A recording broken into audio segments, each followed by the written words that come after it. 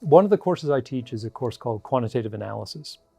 And it's one of the courses that I know that people joining the program often, they look at the syllabus and they look what's coming and they say, oh, quantitative analysis, one of the first courses we do in the first module, and they go kind of yikes. You know, a lot of people have had bad experiences with quantitative analysis in the past. Sometimes, you know, you took your last maths course or quantitative course and you think, thank God I never have to do this again.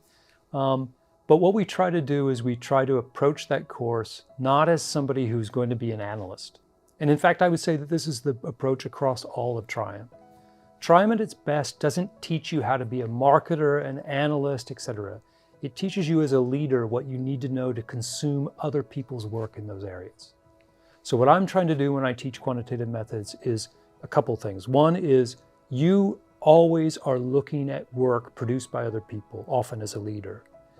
And you have to know enough about that to ask intelligent questions, because otherwise the power dynamic is all wrong, right? If you don't know anything about the quantitative analysis and you're consuming quantitative analysis of others, often people feel insecure to challenge those things. So what we try to do is give leaders the tools that they need to not only understand, but leverage those things in a way that gives them the confidence to become better consumers and to be more skeptical consumers of what comes up through the quantitative process.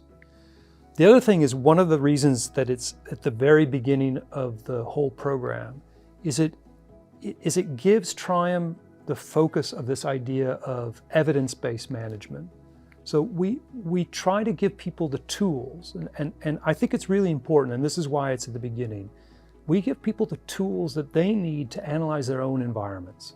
So the idea, again, is not to make somebody a quantitative analysis, it's not to make somebody a stats person. It's the idea to say, how do we know when we know something? How do I test my ideas? And we talk a lot about making our implicit assumptions about the world, the business world in this case, explicit. And once you make those explicit, you can test all of your assumptions, you can test your model, you can see whether it's actually working. Too often we leave those implicit models internalized, and in doing so, we never test our assumptions. And in our experience, that's when companies, individuals, et cetera, really face a kind of crisis because they hadn't thought about what might be wrong about their assumptions.